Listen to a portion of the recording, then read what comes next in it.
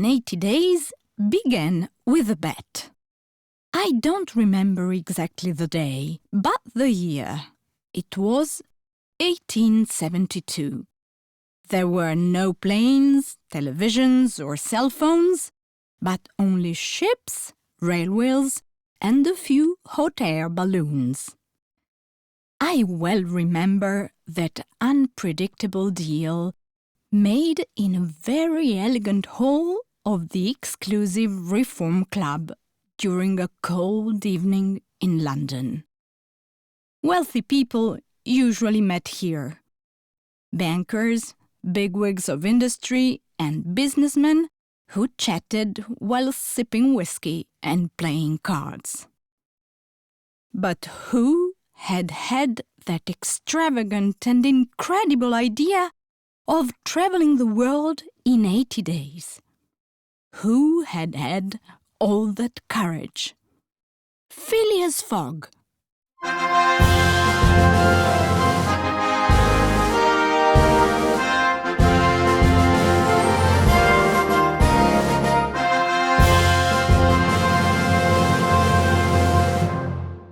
Stop! Stop! Phileas Fogg was not the reckless or adventurous type. He was not the Indiana Jones of the Last Crusade. Fogg was a quiet man of routine.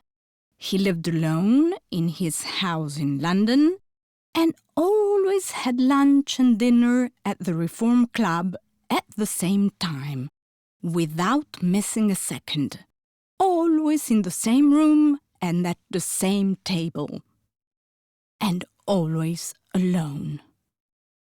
He went home only to go to bed at exactly midnight. He was a very precise type, like a Swiss watch. Just think that he had fired his servant because one morning he had brought him water for shaving that was 2 degrees colder than it should have been. And that same day, he had hired a new servant, a certain Jean Passepartout, a very noteworthy young man. You will not regret hiring me, and I am sure I will be very gratified at your service, Passepartout said happily. What makes you think that? Asked Fogg. I think I am an honest guy, Passepartout continued. 5 years ago, I left France, where I had several jobs. I was a touring singer, I worked in a circus as an acrobat, and I danced on the rope. Then I became a gym teacher, and finally sergeant of the Paris firefighters. I have traveled extensively, and now I will be happy to have a safe and secure occupation.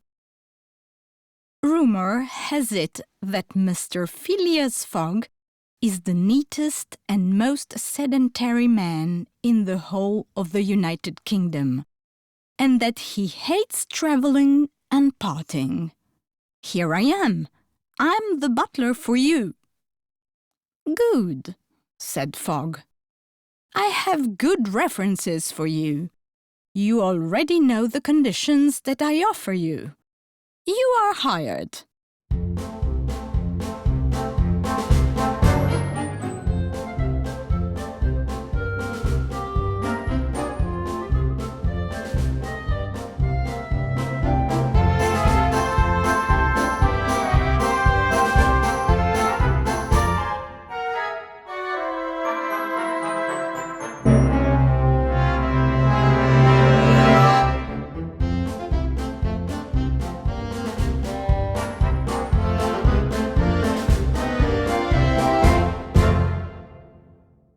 Go back to the bet made on that cold evening in London.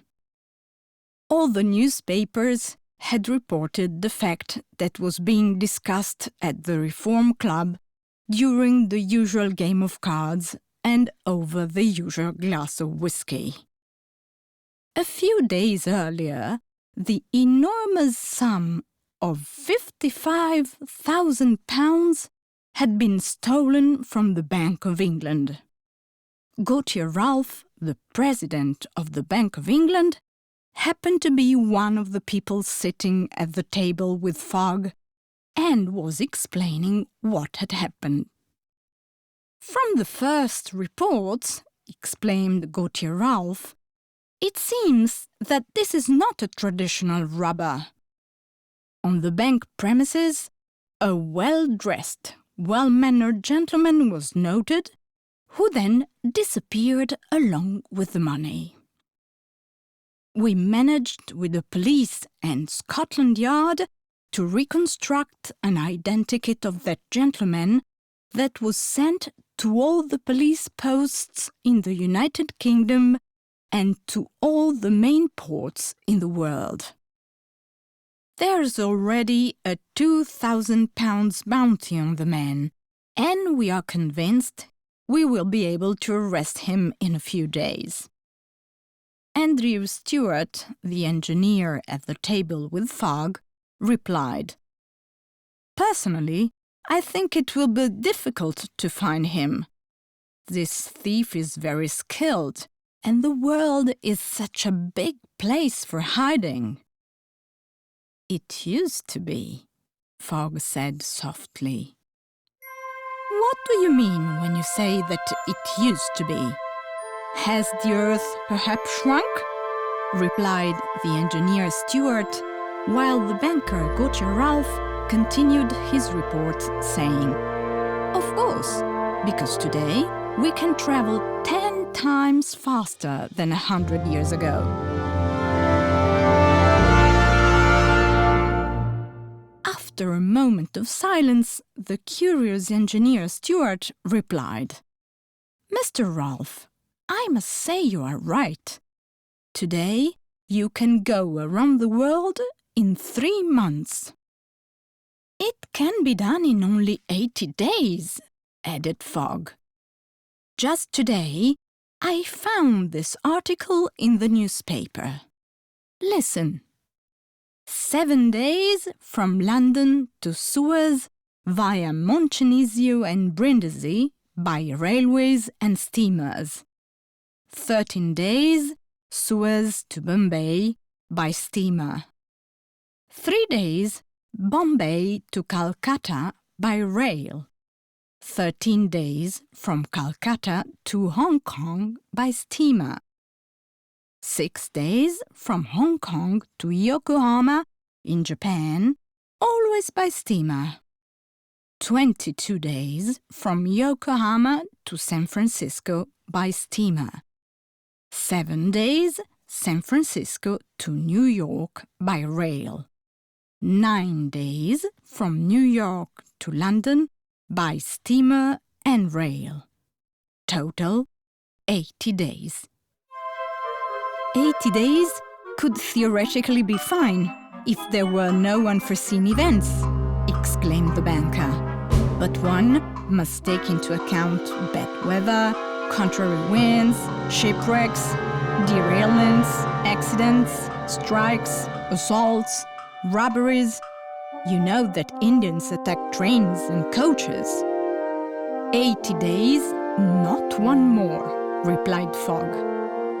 Smiling, the engineer Stewart said, "If you are convinced, why don't you Fogg do it around the world in 80 days? I'm ready to bet on it." "Of course, I accept the bet. I will go around the world in 80 days, said Fogg. I'm leaving tonight on the 8:45 p.m. train for Dover. Today is October the 2nd. If in 80 days from now, i.e. at 8:45 p.m. on Saturday the 21st of December, I am not back in this drawing room, you may cash this cheque for £20,000. If, on the other hand, I return in time, you will owe me the same amount.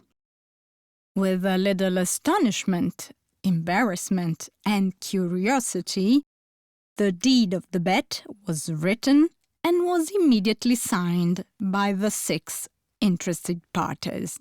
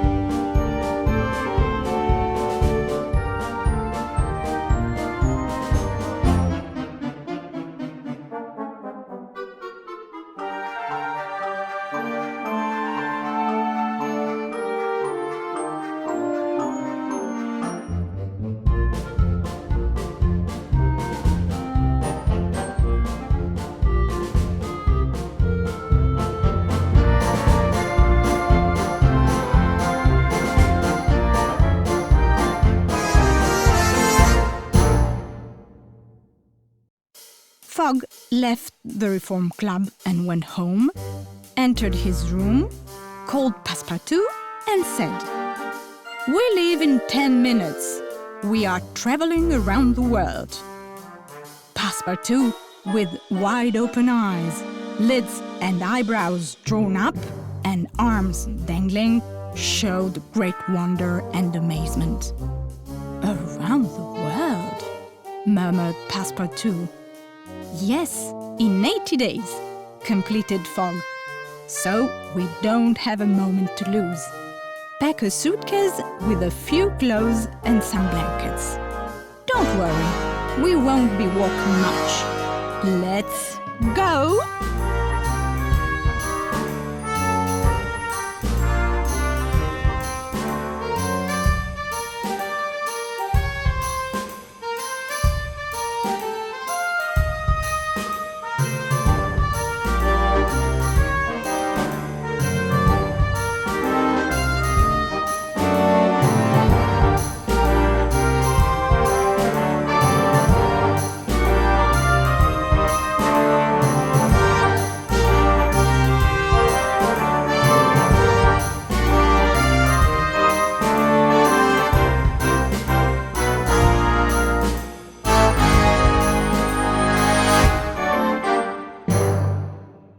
Mr. Fogg and his butler reached the station and boarded the first train for Dover.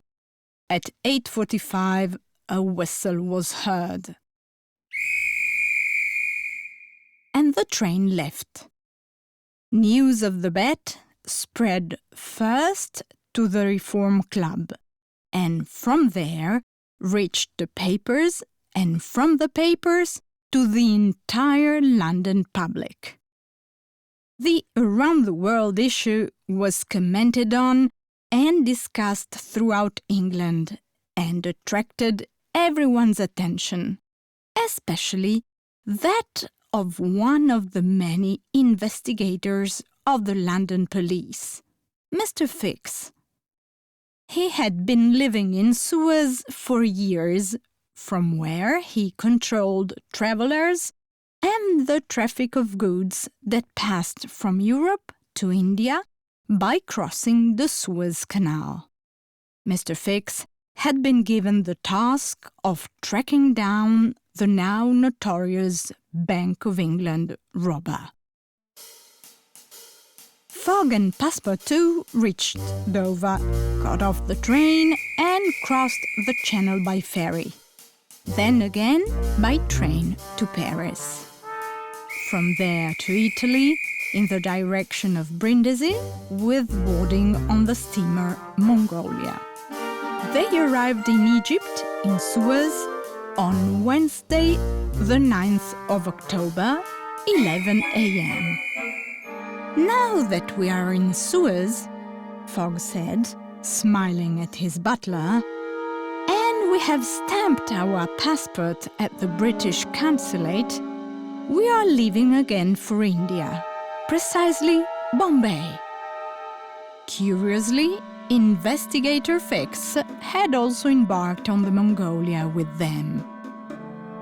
Following the description of the Bank of England robber provided by the London police, he had recognized, with suspicion, a certain resemblance between Fogg and the famous thief. During the journey to India, Detective Fix and Passepartout got to know each other and exchanged small talk and opinions. These were the best opportunities for Fix to have the most information on Mr. Fogg, who had now become his suspected robber. Mr. Fogg, for his part, remained comfortably in the cabin to rest, or devoted himself, in perfect English style, to a few games of cards in the rooms of the steamer. Thus, with favorable winds and currents, on the 20th of October, the Mongolia arrived at the port of Bombay, 2 days ahead of schedule. At 4:30 in the afternoon, the passengers of the Mongolia disembarked in Bombay and were to leave at 8 sharp on the train for Calcutta. Mr. Fogg took leave of his playmates, left the steamer, gave Passepartout a note for some shopping to do, and advised him to be at the station before 8. Then, walking securely, he made his way to the passport office for another stamp. Leaving the passport office, he went quietly to the station restaurant and had his dinner served there, while 2 inquiring eyes from another corner of the restaurant did not lose sight of him. They were the eyes of the obstinate Detective Fix, who, having got off the steamer, had rushed to the offices of the Director of Bombay Police to collect the arrest warrant against Sir Phileas Fogg. But the warrant hadn't arrived, and without a warrant, he couldn't arrest anyone. So, the disconcerted and resigned Detective Fix had returned to the station to follow the movements of his alleged thief again.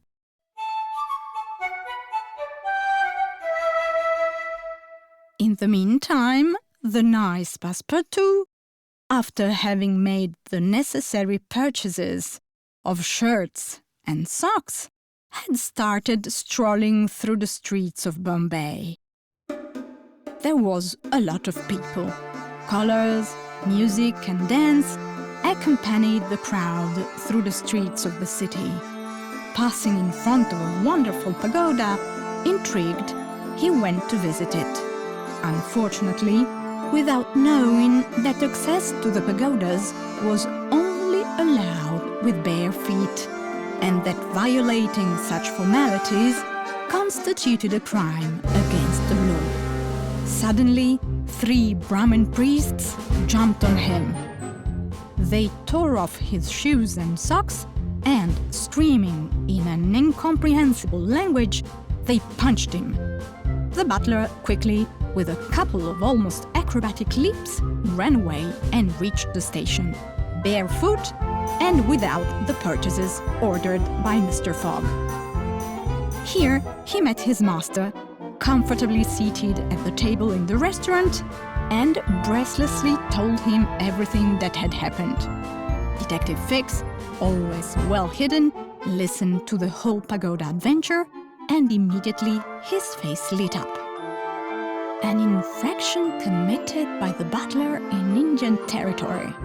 Well, well, I will stay here. I have my man in hand. The experience in Bombay was over. Fogg and Passepartout boarded the train to Calcutta, which slowly disappeared into the night. Shortly after leaving Bombay, the train arrived in the mountains of the Western Ghats. And the next day, October the 21st, it was again traveling through flat plains, sending puffs of smoke over the plantations of cotton, coffee, nutmeg, and red pepper.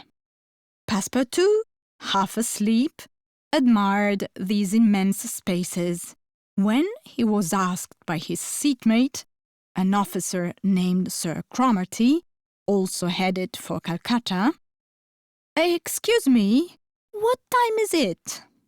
"It's 3 o'clock," answered Passepartout.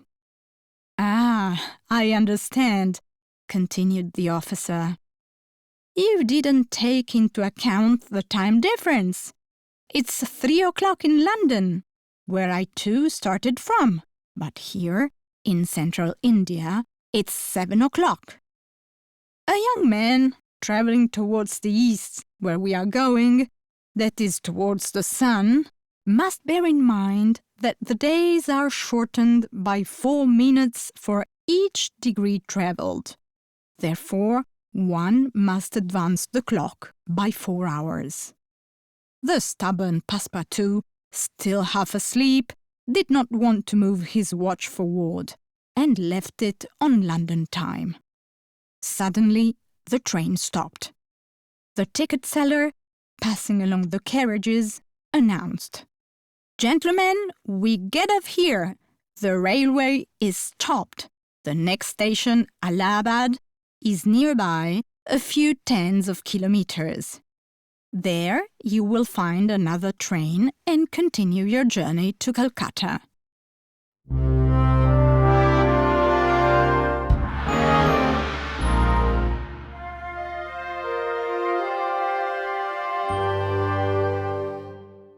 Incredible! We are in the middle of the jungle. What do we do now? Officer Cromarty snapped. Still composed, Fogg added, "Sure, we need a solution." Passepartout finally woke up, started looking around, and then said, "I'll take care of it. Don't worry." He ran through the crowd, and after about an hour, he returned with a large elephant and its driver. "That's who will take us to the Allahabad station," said Passepartout. And, turning to his master, he went on to say, "The only thing to do is give a tip, a big tip, to the elephant's owner." In the absence of other solutions, Fogg paid the driver of that gigantic beast and climbed on the back of the elephant together with his butler and the officer Cromarty, and they ventured into the jungle towards Allahabad. "Do you also hear these drums and this murmur? They sound like moans," said Passepartout. "Yes, look over there," continued Mr. Cromarty. "It's a sati rite. It is a human sacrifice. The dead man is a wealthy Raja. When a Raja dies, his body is burned on a pile of wood, and custom dictates that the widow must also be burned alive with him. Do you see that pretty poor girl in the crowd? Tomorrow morning at dawn, she will be burned." "Burned? Such a beautiful girl? These Indians really don't know about women," said Passepartout. And Fogg replied, "We cannot allow it. It is an uncivilized atrocity. Even at the cost of delaying our journey, one human life is more important than my bet. Passepartout was happy to have discovered a sensitive soul beneath his master's icy appearance. Mr. Cromarty, for his part, added, "Well said. We'd better hide now, because strangers aren't allowed to witness the sati ritual." Late at night, the three Europeans studied a plan to intervene and then silently walked towards the pile of wood where the sacrifice would take place. At the first light of dawn, the pyre was lit to begin the sacrifice. But suddenly, the Raja stood up and took the young woman in his arms.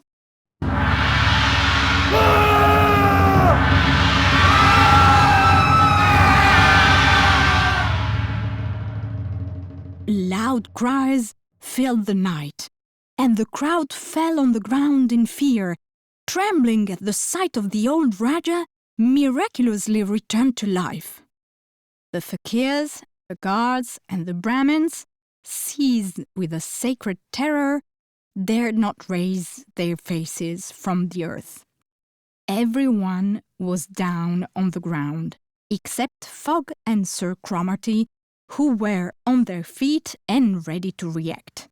The Raja, with the young woman in his arms, descended from the pile of wood, came up to the two Englishmen, and said in a low voice, "Quick, let's run away!" It was Passepartout himself, who had snatched the young girl from death. As fortunate as he was audacious, he passed safely through the general fright. An instant later, the kidnappers and the girl disappeared into the jungle riding the elephant, which was carrying them away at a trot.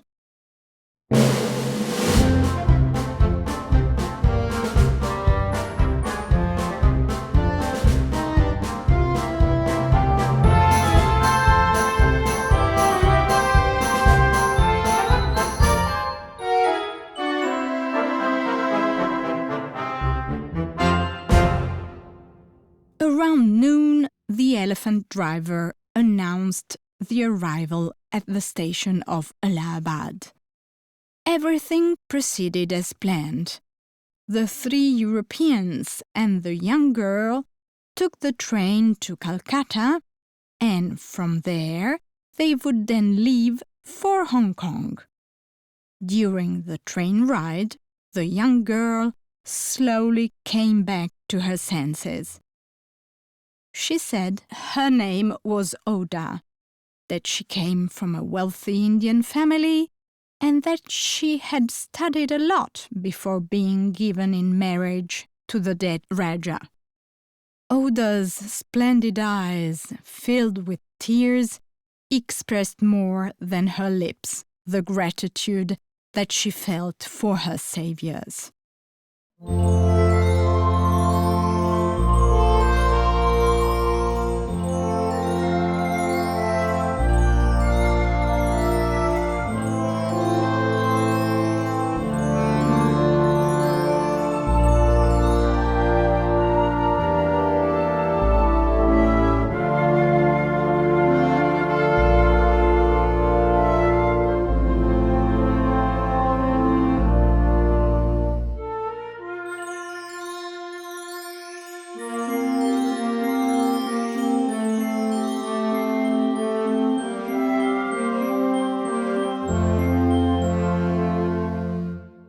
Phileas Fogg, to reassure her, offered to take her to Hong Kong, where she could stay until the echo of the story died down.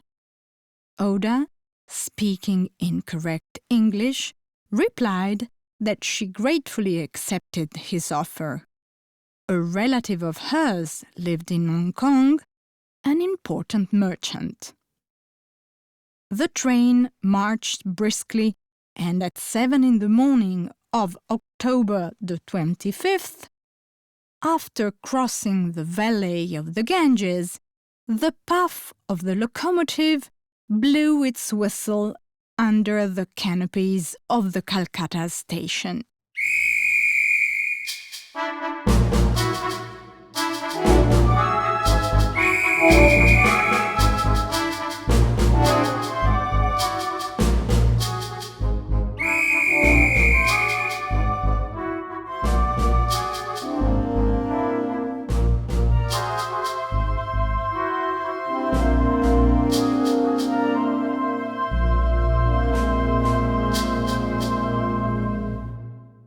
Once off the train, Officer Cromarty excitedly bid farewell to his companions on that adventurous journey and joined his troops.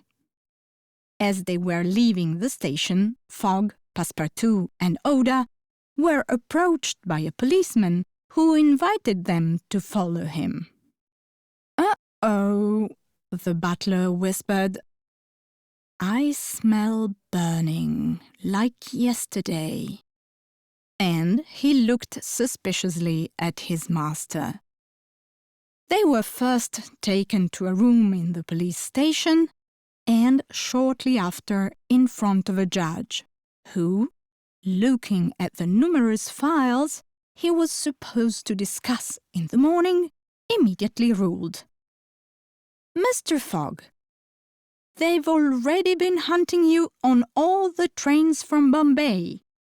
Your butler is accused by 3 Brahminical priests of sacrilege for having entered the Bombay pagoda in shoes. Here is the body of the crime." "My shoes!" said astonished but happy Passepartout. Then the judge continued, "Therefore, under English law, which protects equally all the religions of India, Mr. Passepartout is sentenced to 15 days in prison and to a fine of £300. Furthermore, as it is not materially proven that there also was no involvement of the master, the court sentences the aforementioned Phileas Fogg to 8 days imprisonment and £150 fine." In a corner, well hidden, sat Detective Fix, who had concocted the story. In Bombay, he had taken advantage of the accident caused by Passepartout in the pagoda and had delayed his departure for Calcutta to prepare for the arrest of his alleged thief. Fix was 1 step away from arresting him when he heard Mr. Fogg say, "I offer bail." "It's within your right," the judge replied. "Bail is set in the sum of £2,000.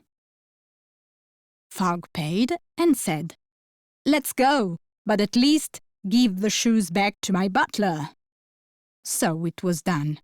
Detective Fix's face showed astonishment, anger, and disappointment. Phileas Fogg extended his arm to Aouda, and the 3 of them got into a carriage which took them to the port. From here, they embarked on the steamer Rangoon for Hong Kong. The increasingly angry Detective Fix had also boarded the steamer Rangoon in the hope of finding in Hong Kong the famous arrest warrant against Mr. Fogg, sent from England. Hong Kong was still English land. Beyond that, China, Japan, and America would offer a safe haven to the alleged thief.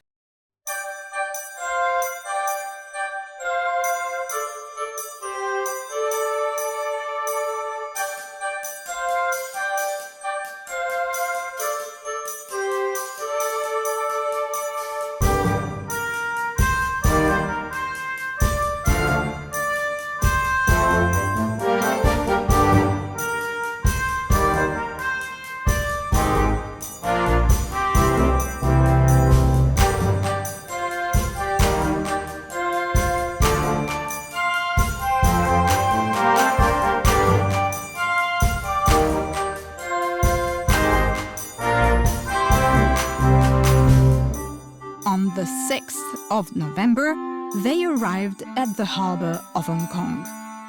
After leaving Aouda at the hotel, he went to find the girl's relative.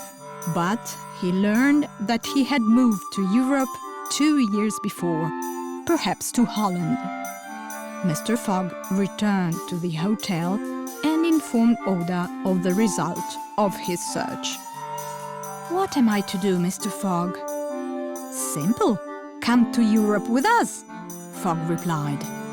"Passepartout, go to the harbor and secure 3 cabins on the steamer leaving tomorrow morning."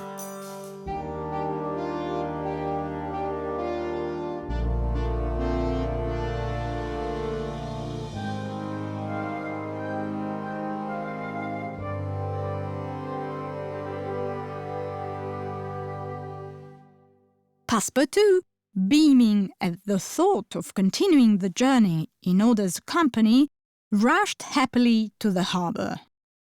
On the street, he met Detective Fix, who, curious to know about Mr. Fogg's new projects, said, "Would you like a drink? In the street adjacent to the pier, there is a quiet tavern." The two entered. It wasn't really a tavern, but one of those many smoke houses that exist in Hong Kong, where the use of opium leads to the weakening of the body and all mental energies. Here, Detective Fix, helped by smoking and also by the alcohol drunk in quantity by the butler, managed to get the information he wanted.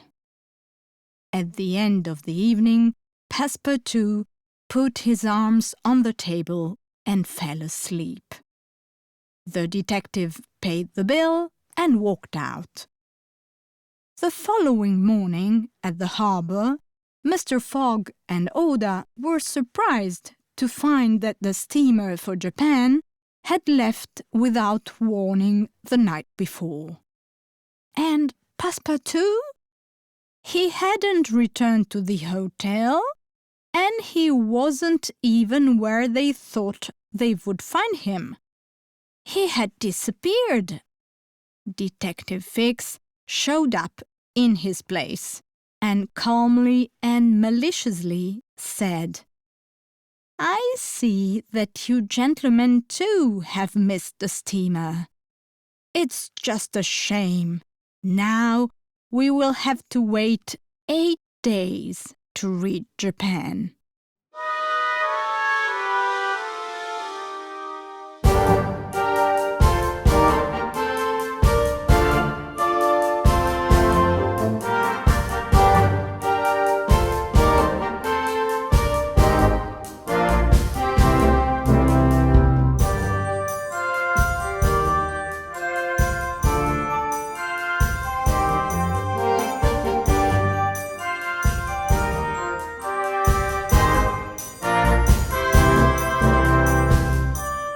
Detective Fix's words, the elegant Mr. Fogg, without getting upset or blinking, replied, "There will be other ships leaving.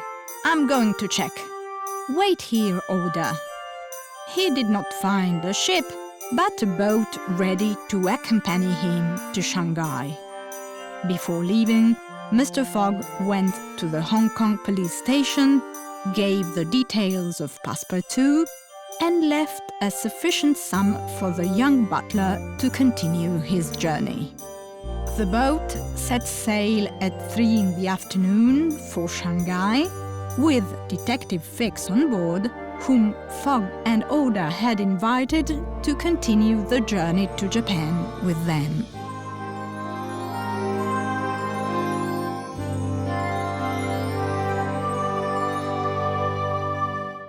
The boat sailed swiftly over the waves. Thoughts crowded the heads of the 3 travelers on board. Detective Fix pondered how he might get an extradition warrant to a land not governed by English law in order to finally arrest Fogg. Fogg, for his part, was thinking of his servant who had vanished in such a singular way. It seemed to him impossible that the poor boy had boarded the steamer for Japan the night before. This was also Aouda's opinion. The captain of the boat was only thinking to get there as soon as possible to receive the large reward promised by the English gentleman. Thoughts, together with winds, storms, and typhoons, accompanied this journey. Finally, exhausted and tired, but happy, they arrived in Shanghai just in time to board the steamer leaving for Yokohama. And Passepartout? Where was the nice, agile, and faithful butler?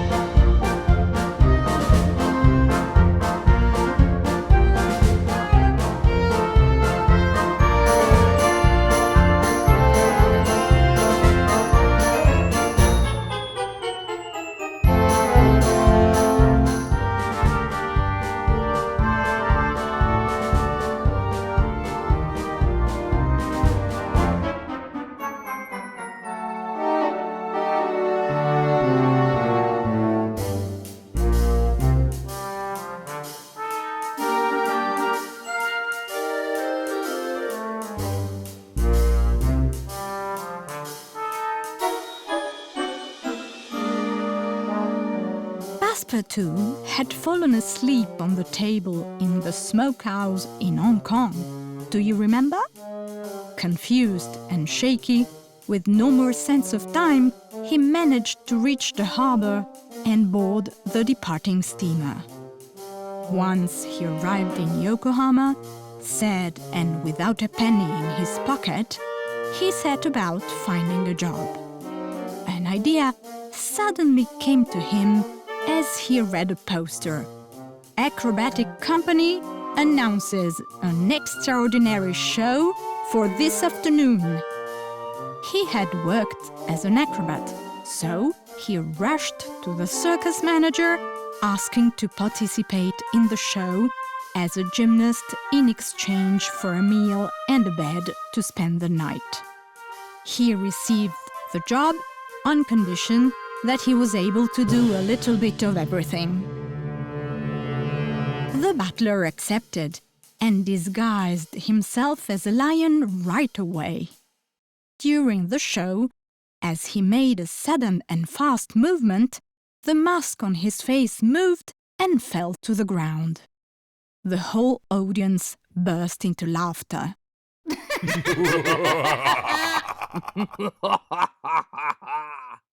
Then a voice is heard. "Passepartout! Ah, my master! My master! How nice to see you again!" answered the butler. Mr. Fogg was there to watch the show. Having landed in Yokohama, Mr. Fogg and Aouda, in the hope that he was already in the city, had set out to look for the young butler. Recalling his previous jobs, Fogg had cleverly thought of looking also at the circus.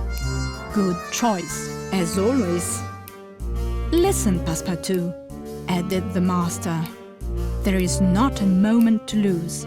The steamer for San Francisco leaves in 4 hours. Let's go."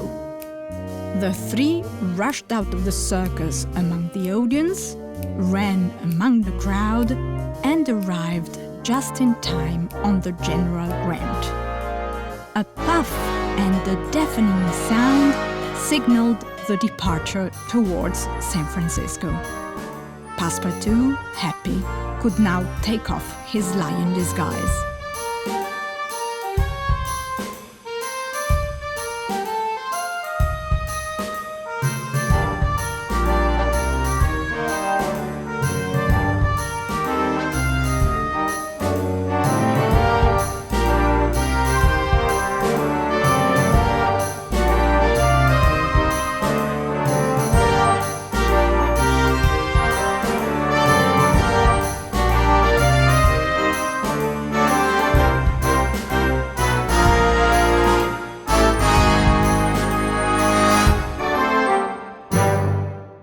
The crossing proceeded in the best conditions, with an ocean so calm that it fully justified its name of Pacific. Fogg had a uniform and regulated life aboard, setting aside a few hours each day for Aouda's company.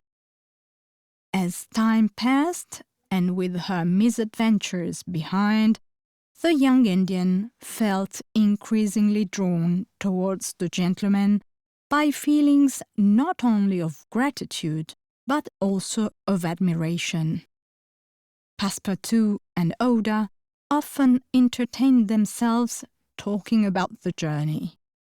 "The most difficult part is done," Passepartout asserted with conviction. "We have finally come out of fantastic China and Japan. God willing, we will soon conclude this exciting world tour." Then, to himself, he said, "And Fix is no longer around." Actually, Fix was on board of the General Grant with them.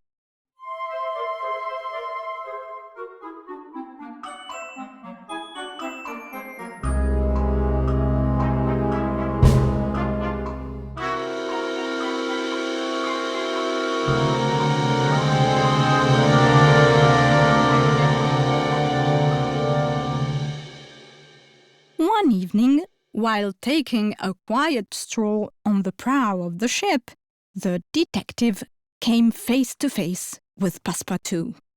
The butler, without saying a word, jumped on Fix and hit him with punches. "This for insulting my master. This for the hangover you gave me." When Passepartout had calmed down a little, the serious and persuasive detective said, "Now, in the interest of your master, listen carefully to me. Until now, I have been the opponent of Mr. Fogg, but now I am in favor of his game." "Finally," Passepartout rebutted, "you are convinced that he is an honest man." Fix went on to say, "No, I think he's a scoundrel, but as long as Mr. Fogg was in English territories, I had an interest in delaying his journey while waiting for the arrest warrant to arrive from London. I have done everything to stop you. I have unleashed the priests of Bombay against you. I have gotten you drunk in Hong Kong, and I have separated you from your master. Now, I have every interest in Mr. Fogg reaching England as soon as possible, because only there will I finally know whether he is a thief or a gentleman. So, what do you think? Are we friends?" Passepartout was convinced by Detective Fix's words and concluded, "Friends? No. Allies? Yes. But be careful, because at the first betrayal, I will wring your neck." 11 days later, on December the 3rd, the steamer General Grant landed in San Francisco. Mr. Fogg had, at that point, neither lost nor gained a single day in his travel plan.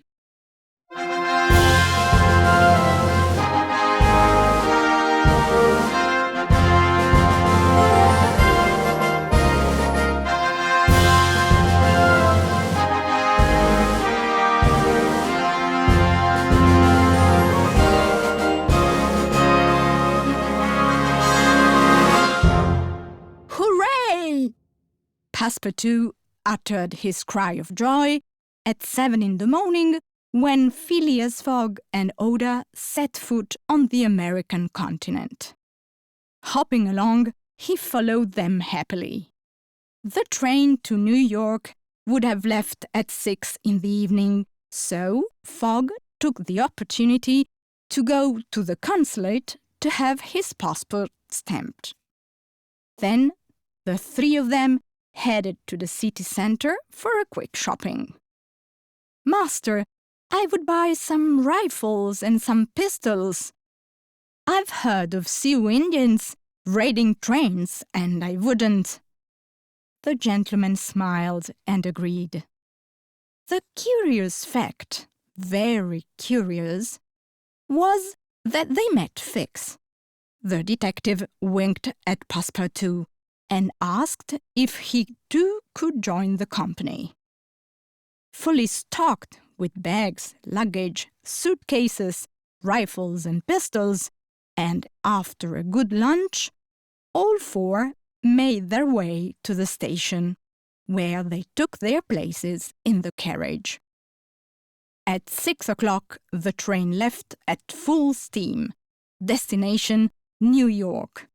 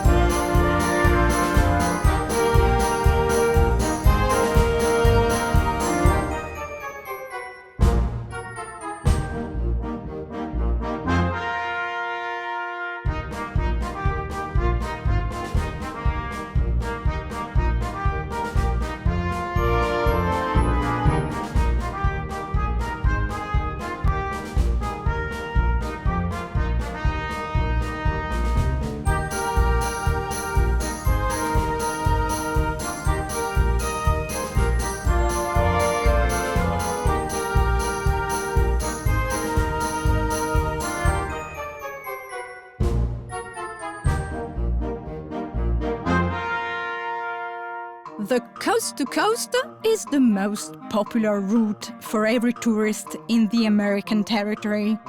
The railroad between San Francisco and New York measures at least 3,786 miles through territories still frequented by Indians. An hour after setting out, snow began to fall, which luckily didn't delay the march through California.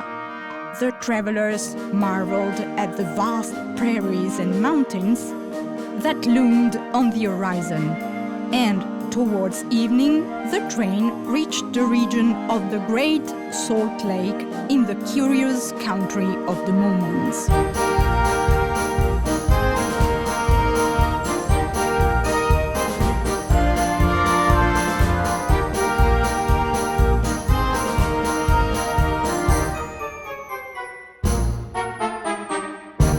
The next day, as they entered the state of Nebraska, a curious fact occurred. The railroad was blocked by a herd of buffaloes. The stop lasted a couple of hours. Then the train calmly resumed its journey. The atmosphere was serene when suddenly shouts and shots were heard.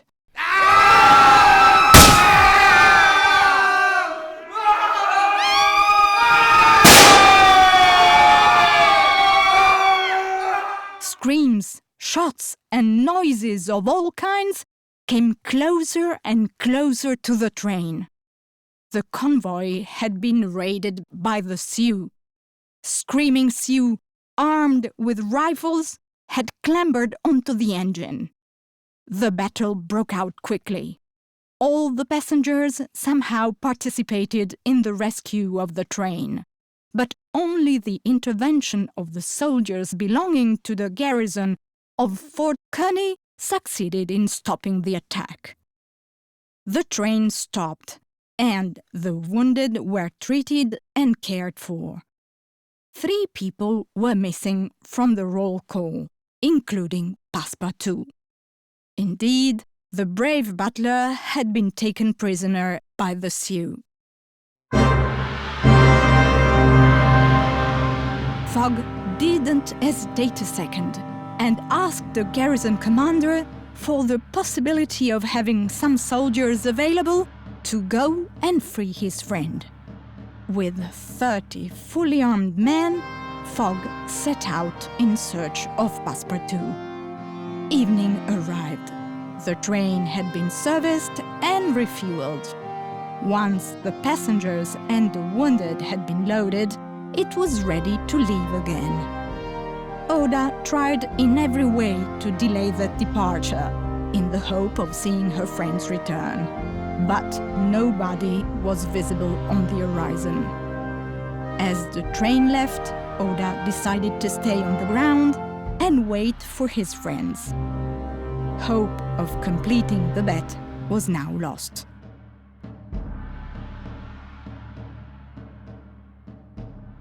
Only the next day, half a mile from the fort, did Aouda glimpse a troop advancing at a good pace. It was a group of soldiers with Fogg and, beside him, Passepartout. The Sioux had been defeated and scattered. The announcement caused Aouda, who by now considered Phileas Fogg a hero, to cheer for joy.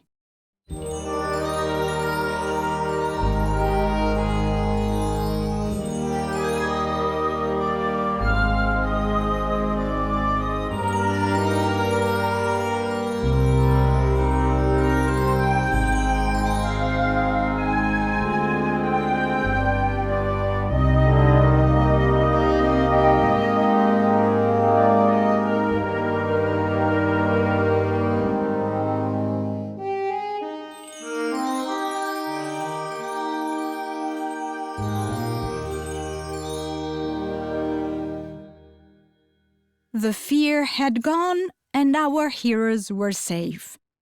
Unfortunately, the bet was now lost, as just a few hours were left before the departure of the steamer that would have taken them from New York to Liverpool.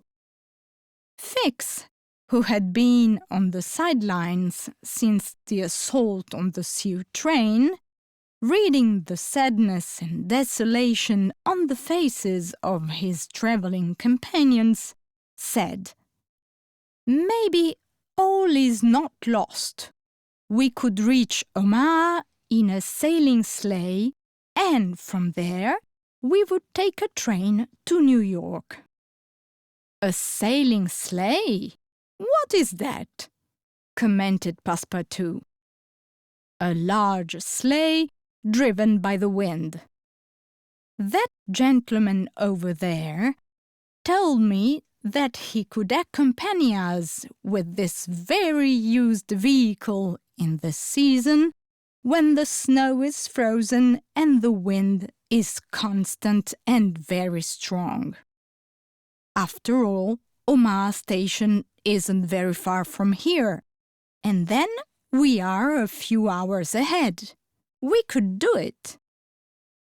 Fogg thought for a moment, then said, "Let's try the adventure." Passepartout, beaming, somersaulted in delight, and then huddled with the other passengers at the rear of the sled, wrapping himself in furs and travelling blankets. 2 large sails were hoisted. The wind was blowing vigorously. Over the icy snow-covered ground, the nimble craft flew serenely at 40 miles per hour.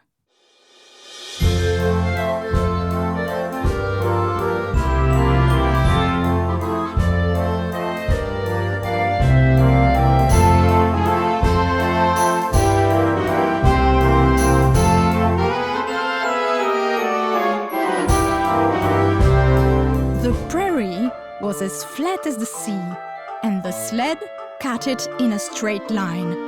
In 4 hours, they were in Omaha, where they boarded a train leaving for New York.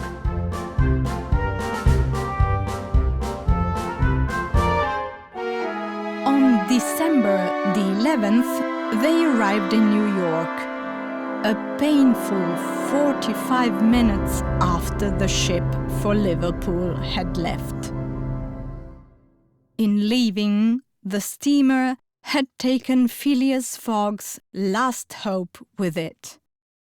There were no other liners departing in the following days. After the initial dismay, the gentleman said, "Tomorrow we will take care of it." So it was. The next day, at dawn, the 4 headed for the port. The night had brought advice, and Fogg decided to turn to those merchantmen who regularly transported goods quickly between America and Europe.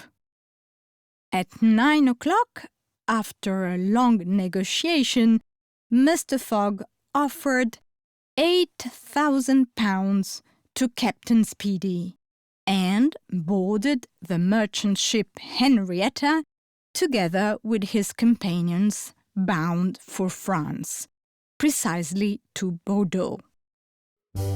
After a couple of days of travel, Fogg convinced the crew to sail to Liverpool instead of Bordeaux.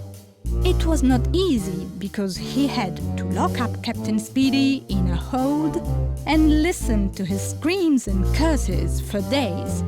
To this was added another problem.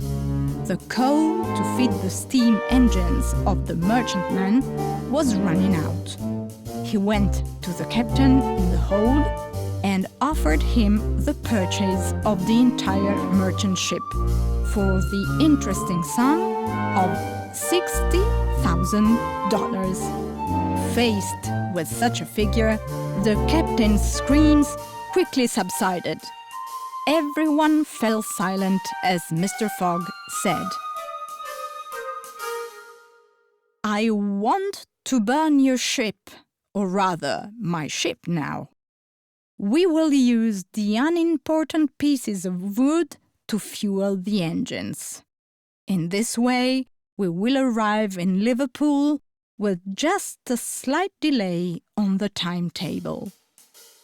The sailors, Passepartout and Fix, set to work to procure as much wood as possible. Fogg, Aouda and Captain Speedy followed their maneuvers and coordinated the dismantling. At noon on December the 21st, Phileas Fogg landed in Liverpool and was now 6 hours from London.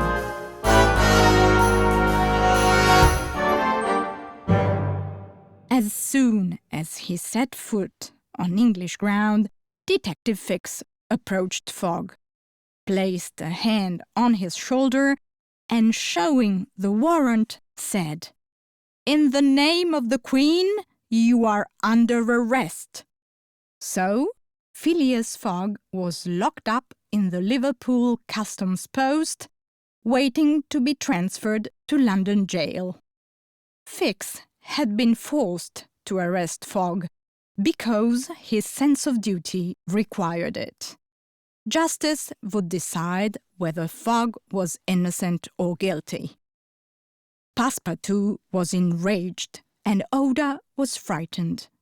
Fogg's situation was very critical. If he was recognized as innocent, he had lost the bet anyway. If guilty, he was lost. The gentleman was politely and elegantly seated on a bench and waited. It was December the 21st, the 80th day after departure. At 2:33, the door of the guardhouse opened. Aouda, Passepartout and Fix rushed to meet Fogg. Fix was out of breath. His hair was disheveled and stammering, he said, "Lord, sir, forgive me. A deplorable resemblance. The thief has been arrested 3 days ago. You are free." "Ah, I'm free," said the gentleman. This time, however, Fogg abandoned his gentlemanly attitude and punched Detective Fix, then rushed with Aouda and Passepartout to the station where the first departing train took them directly to London. When Phileas Fogg finally set foot on the platform of London Station, the hands of the great clock under the canopy showed exactly 10 minutes to 9 p.m. He had made the very adventurous trip around the world, but he arrived 5 minutes late. He had lost the bet.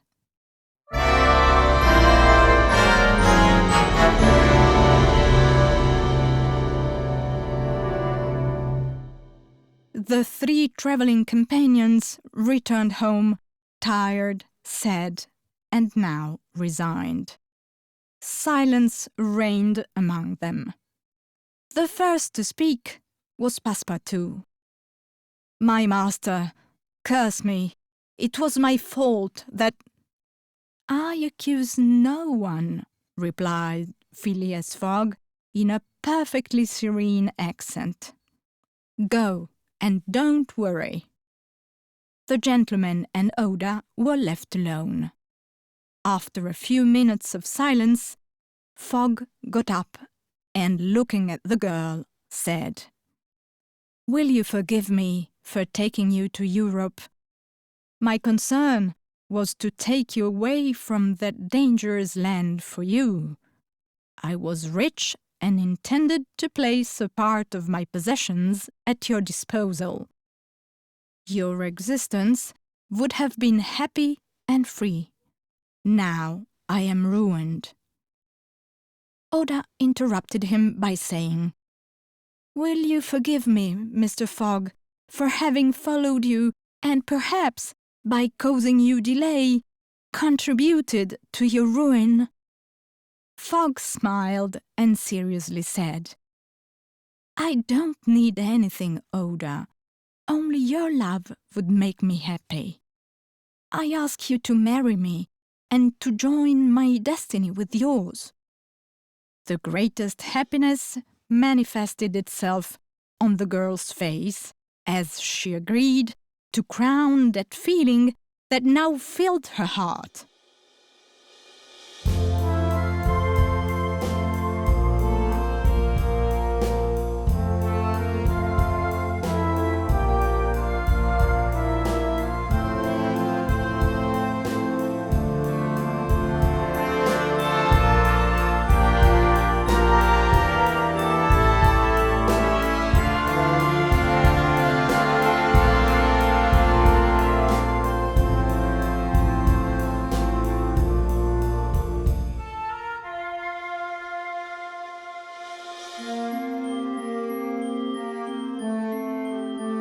Passepartout was called and arrived immediately. Fogg still held Aouda's hand in his. The butler understood and let out his cry of happiness. "Hooray!" The gentleman asked him if it were not too late to go and warn the Reverend to fix the wedding. "Let's make it for tomorrow, Monday," said Passepartout. Fogg and Aouda smiled and answered yes. Passepartout rushed to Reverend Wilson.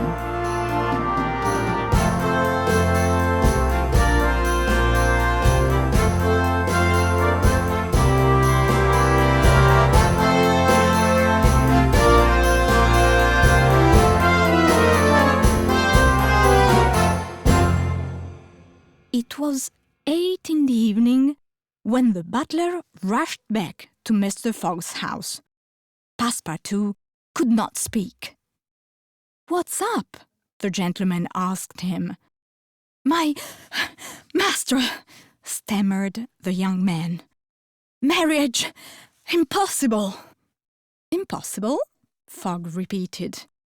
"Impossible for tomorrow because tomorrow is Sunday." "No, tomorrow's Monday," Mr. Fogg corrected. "No, today is Saturday, added Passepartout and continued saying, "We arrived in London 24 hours earlier because we went around the world going east. I have never changed the hands on my watch, and today the time corresponds to that of the bell tower. But we arrived a day earlier. Today is Saturday the 21st of December. In fact, while Phileas Fogg had seen the sun rise 80 times travelling east, his colleagues in London had seen it rise only 79 times. Passepartout added, "Let's run! We have a few minutes left to win the bet. You will be married in 48 hours. All three rushed out into the street and got into the first carriage in the direction of the Reform Club. In the meantime, Fogg's fellow players were in the hall of the Reform Club and were waiting, with their eyes fixed on the clock for the arrival of 8:45 p.m., the time established to win the bet. Confident, by now they felt victory in their pocket. At 8:44 p.m., sharp noises and shouts of joy were heard. The five gentlemen looked at each other and rose to their feet. The door to the drawing-room opened, and Phileas Fogg appeared in the doorway, followed by a delirious crowd who had forced the entrance to the club. In a calm voice, the gentleman said, "Here I am, gentlemen."